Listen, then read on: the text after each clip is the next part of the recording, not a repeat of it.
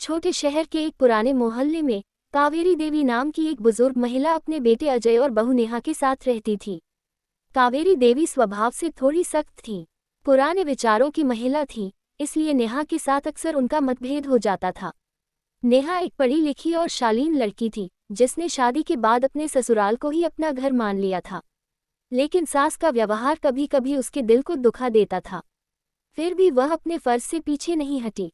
समय बीतता गया। एक दिन नेहा की तबीयत अचानक बिगड़ गई। उसे चक्कर आए और उल्टियां शुरू हो गईं। जब डॉक्टर ने जांच की तो रिपोर्ट देखकर सबके चेहरे पर मुस्कान आ गई। नेहा गर्भवती थी। अजय खुशी से झूम उठा, लेकिन कावेरी देवी चुप थी। नेहा को लगा शायद सास को उसकी यह खुशी पसंद नहीं आई। उसने चुपचाप खुद को अपने कमरे में समेट लिया। अगले दिन सुबह जब नेहा उठी तो देखा कि किचन में सास जी खड़ी उसके लिए खास गोंद के लड्डू बना रही थी। नेहा चौंक गई। कावेरी देवी ने कहा, बहू, अब तुम सिर्फ मेरी बहू नहीं, मेरे पोते या पोती की माँ बनने जा रही हो। तुम्हारी देखभाल मेरा फर्ज है। नेहा की आंखों में आंसू आ गए। दिन बीतते गए। सास ने बहू का ऐसे ख्याल रखा जैसे अपनी बेटी का रखा जाता है। सुबह दूध में केसर डालकर देना, हर सप्ताह डॉक्टर के पास खुद साथ जाना, खाने में पोषण का ध्यान रखना। कावेरी देवी पूरी तरह बदल चुकी थी।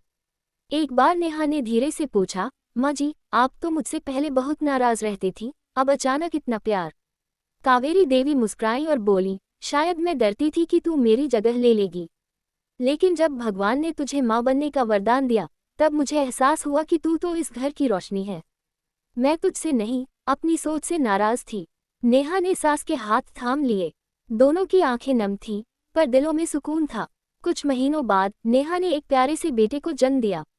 कावेरी देवी की गोद में जब वह बच्चा आया तो उन्होंने कहा, ये मेरा पोता नहीं, मेरी नई जिंदगी है। और इसकी माँ मेरी बेटी है। योजक चिन्ह, योजक चिन्ह, योजक चिन्ह। सीख।